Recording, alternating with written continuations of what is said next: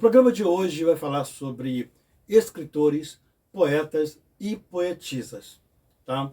Aguarde um momentinho que a gente já volta, roda a vinheta.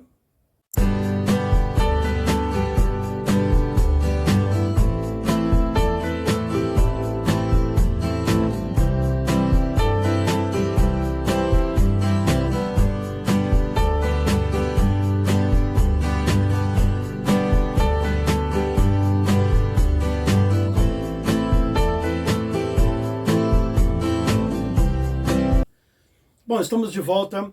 Então, gente, no programa anterior eu falei sobre o livro das gerações, né, e a mágica da leitura. E o pessoal gostou. E eu quero também, gente, agradecer as pessoas que estão curtindo esse trabalho, esse programa, e estão deixando comentário. E eu quero pedir desculpas a vocês de não ter respondido, porque aos poucos eu estou entrando, né, nesse meio e aprendendo também, né, cada vez mais entre responder vocês. Então, me fugiu e desculpe mesmo, e eu vou respondendo à medida do possível, e peço que vocês se inscrevam no canal, tá? E divulgue esse meu trabalho, que é o Recebendo Você, que a gente fala sobre tudo, sobre a arte do modo geral, e também daqui a pouco eu vou trazer algumas curiosidades e assuntos interessantes para vocês. Então, gente, como o pessoal gostou e a arte do livro, a arte de escrever, né, tudo engloba a arte, eu resolvi estender um pouquinho mais e falar sobre alguns escritores, alguns poetas e poetisas que pouca gente conhece, né? Eu, por exemplo, dando, né, um exemplo, o meu exemplo, que eu cresci estudando textos de uma poetisa, gente, que ela é assim, muito conhecida, mas que talvez algumas pessoas dessa geração não tomou conhecimento. Mesmo que são pessoas novas, né, porque a internet está aí, tem biblioteca, tem tudo para fazer a busca, e eu falei sobre esse ponto de buscar, né, de fazer pesquisa, trabalho de campo, tudo isso que eu sempre vou falar entrelaçado entre, né, os assuntos a seguir.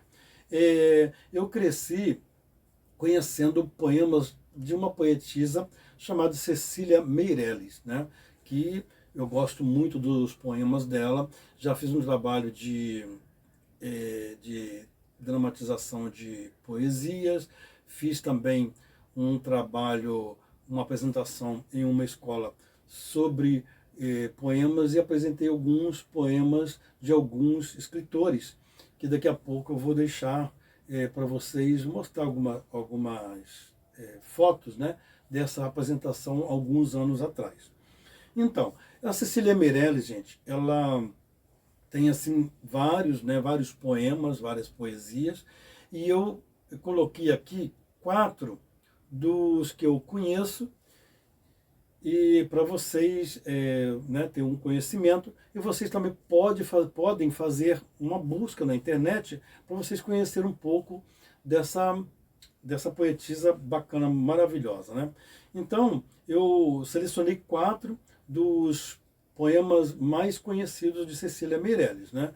Tem Ou Isto ou Aquilo, tem Retrato ou Face, tem Motivo, que às vezes as pessoas também conhecem como Eu Canto, e A Bailarina, né? O Motivo, gente, inclusive um cantor e compositor colocou melodia nesse poema da Cecília Meirelles, né, que é o Motivo. Então vale a pena buscar. E como eu falei anteriormente em relação ao livro, tem muitas letras, muitas músicas que as pessoas às vezes conhecem, ou poemas que através de músicas as pessoas ficam conhecendo e pensam que aquela música é nova, que o compositor compôs aquela música recente, e não é, né? Às vezes é uma letra de 50 anos atrás, 100 anos atrás, e as pessoas não sabem. E às vezes até com com dizeres, né, muito atual, né, de coisas que estão, às vezes, acontecendo atualmente. Então, para você ver, naquela época, 50, 60, 100 anos atrás, eles já tinham uma visão, né, de alguma coisa que ou poderia acontecer, ou coisas dia a dia, coisas que sempre acontecem mesmo, e eles colocam na literatura, eles colocam num poema. Então, esses 4 poemas que vale a pena buscar essas informações. Também tem outro que eu cresci, fazia parte de vários livros, né, da minha época, e que também algumas pessoas conhecem, às vezes, o nome da rua e não sabe quem é essa pessoa, né? Quem é esse nome? Castro Alves. O Castro Alves, ele tem um poema que é um dos poemas assim mais conhecido dele, né? Embora poucas pessoas também conheçam, vamos dizer assim, né? As pessoas mais maduras e as pessoas também ligadas à arte, que chama O Navio Negreiro, né? Então é um dos poemas do Castro Alves mais famoso. O Castro Alves morreu em 1871, ele morreu aos 24 anos, olha só, e deixou bastante material, né, bastante obras. E ele era conhecido como o poeta dos escravos, né, porque os poemas dele todos eram voltados à escravidão, ao sofrimento, né, dos escravos. Outro também poeta que eu cresci lendo poemas dele, estudando o texto deles, é Olavo Bilac, né? Porque tem ruas e praças também com o nome de Olavo Bilac. Poucas pessoas sabem quem foi Olavo Bilac. Né? Então é importante a gente buscar, né, informações sobre essas personalidades e enriquecer também, né, os nossos conhecimentos, né, que isso é muito importante. Por isso que eu estou fazendo esses trabalhos da cultura de um modo geral, de livros, poesias, que é tudo incluso na arte. Né? Então é o seguinte, vamos dar só uma paradinha, gente, para um recado. Eu volto já já e a gente continua com mais um bate-papo sobre os escritores, sobre essa literatura bacana que nós temos aqui no nosso país. Serviço de churrasqueiro e bartender em um só lugar é com Churrastender, uma equipe preparada para servir bem seus convidados. Serviços de churrasco e drinks com diversos sabores. Entre em contato no telefone Zap 032 99992 0973 032 99992 0973 e reserve, garantindo sua festa. Churrastender fica na cidade de Astolfo Dutra, Minas Gerais, mas atendemos outros locais. É só combinar.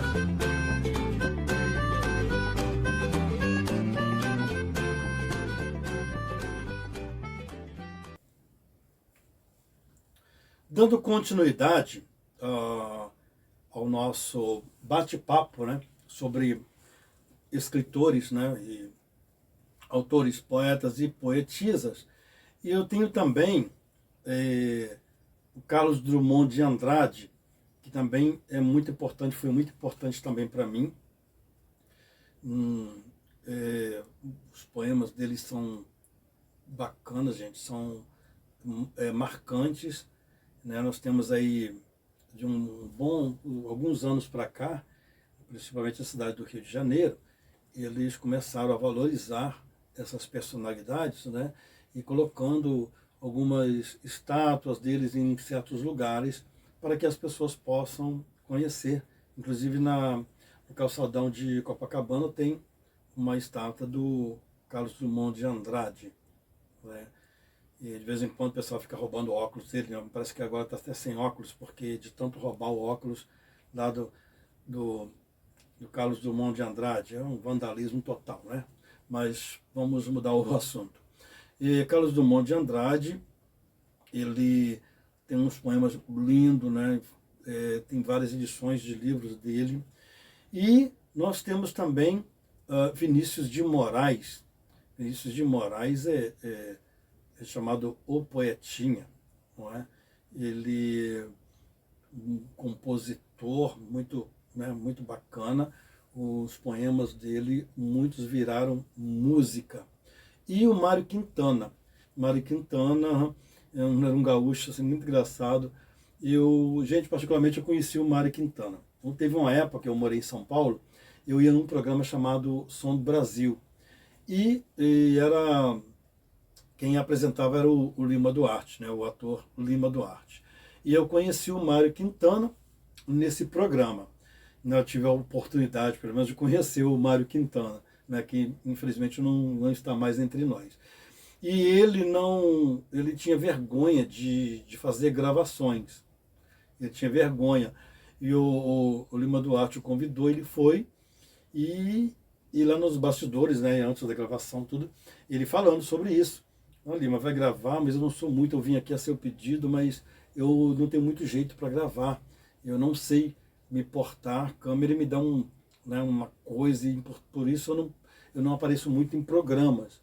E o Lima falou, não tem problema não. A gente vai conversando enquanto o câmera arruma ali tudo e tal. E o Lima começou a conversar com ele. Começou a conversar com ele e fazendo tipo uma prévia de uma entrevista, ele foi respondendo tudo e acabou. E o Lima Duarte pegou e falou, agradeço a sua presença e tal. Aí ele falou assim, ué, e a entrevista não vai começar não? Ele falou, não, a entrevista já foi. A entrevista já foi. Fez a entrevista por ele sem ele saber. Foi muito interessante esse dia, sabe? E graças a Deus eu tive a oportunidade de participar. Bom, gente, um outro que é muito conhecido, gente, inclusive eu estou aqui com o livro dele, que é o Ariano Suassuna, né? Que as pessoas conhecem muito a obra dele, que é O Alto da Compadecida. Tá? Então, devido a direitos autorais, gente, eu não vou postar muitas fotos, porque fotos também têm direito autorais. Né? Então, esse é o livro que eu tenho em peça de teatro, O Alto da Compadecida, né? De Ariano Suassuna, que ele não tem só esse O Alto da Compadecida, porque quando se fala, eu até falei anteriormente, quando se fala em um autor ou um dramaturgo, as pessoas conhecem muito uma obra, às vezes pensam que ele só tem aquela obra, né? Então ele tem também várias outras, inclusive o Santo e a Porca também, que são obras que são montadas peças de teatro, né? Sempre são peças muito montadas, peças teatrais com essas obras do Ariano Suassuna, né? E aí, gente, nós temos também um outro poeta, porque, gente, é o que eu falei, muitos nomes de rua, só dando uma paradinha aqui, que eu quero passar para vocês o seguinte, eu sou guia de turismo também, e estou voltando com a minha atividade como guia de turismo. Eu parei da profissão de guia de turismo para ficar 100% com o teatro, mas, diante de tudo isso aí, estou reativando, inclusive, meu site de turismo, que eu vou colocar para vocês, para vocês ficarem por dentro. E eu tenho um projeto é um projeto cultural, que eu faço caminhadas pela cidade do Rio de Janeiro, contando a história. E, inclusive, eu conto a história de algumas ruas, justamente por isso. Porque tem algumas ruas que as pessoas não sabem por que aquele nome, quem é aquela pessoa. Conforme eu disse aqui sobre os livros. E eu conto a história de várias ruas da cidade, de vários bairros, conto a história também do surgimento do bairro, o que significa o nome daquele bairro. Muito interessante. Então eu estou reativando, porque está voltando aos poucos as atividades aqui no Rio de Janeiro, tanto o teatro como o turismo. E eu vou mais para frente falar com vocês, quando tiver assim, ok, divulgando esse trabalho cultural de teatro, onde eu conto várias histórias e as pessoas ficam sabendo quem são aquelas pessoas e também fatos pitorescos. E eu vou falar hoje de Cruz e Souza. Gente, Cruz e Souza, ele tinha um apelido de Dante Negro ou Cisne Negro. Dante Negro, porque ele foi dado esse apelido a ele em referência ao escritor humanista italiano chamado Dante Alighieri.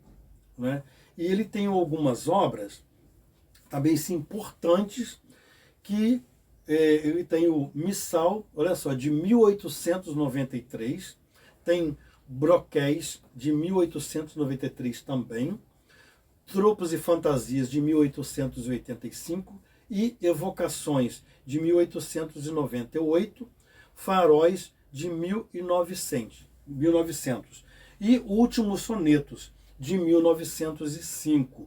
Então, também, ele também, gente, ele retratava muito assim a escravidão, né? Ele é de Florianópolis, inclusive tem uma casa de cultura de Cruz e Souza, né? Voltando ao normal, vale a pena visitar e saber um pouco de Cruz e Souza, não é?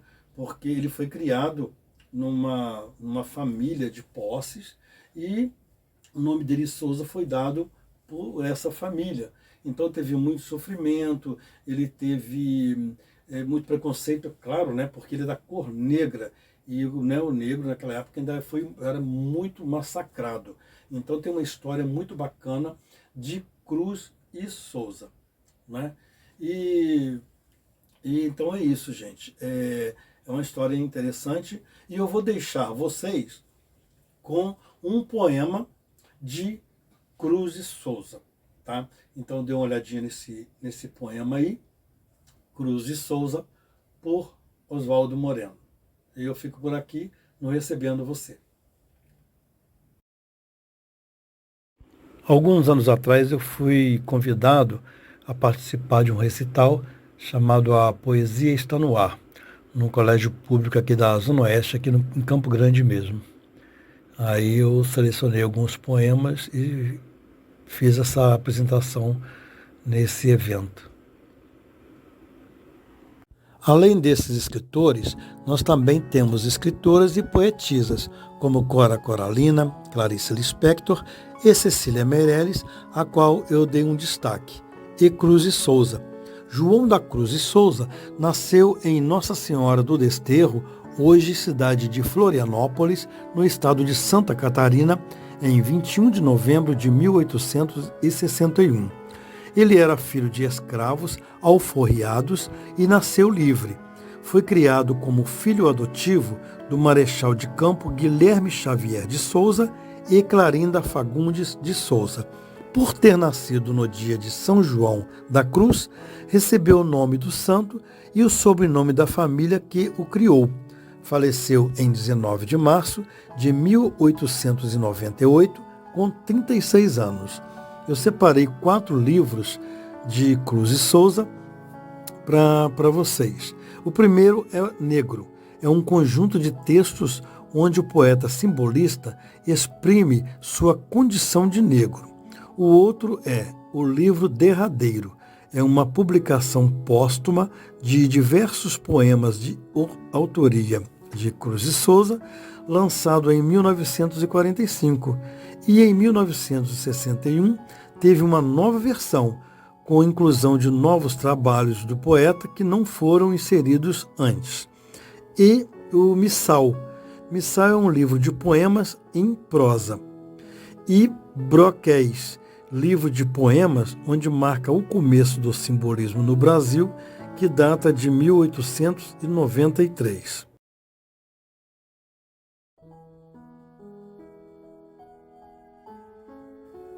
Ah, toda alma num cárcere anda presa, soluçando nas trevas entre as grades do calabouço, olhando imensidades, mares, estrelas, tardes, natureza. Tudo se veste de uma igual grandeza, quando a alma, entre grilhões, as liberdades sonha. E sonhando, as imortalidades rasga o etéreo espaço da pureza. Ó almas presas, mudas e fechadas nas prisões colossais, e abandonadas da dor no calabouço atroz, funéreo, nesses silêncios solitários, graves. Que chaveiro do céu possui as chaves para abrir-vos as portas do mistério.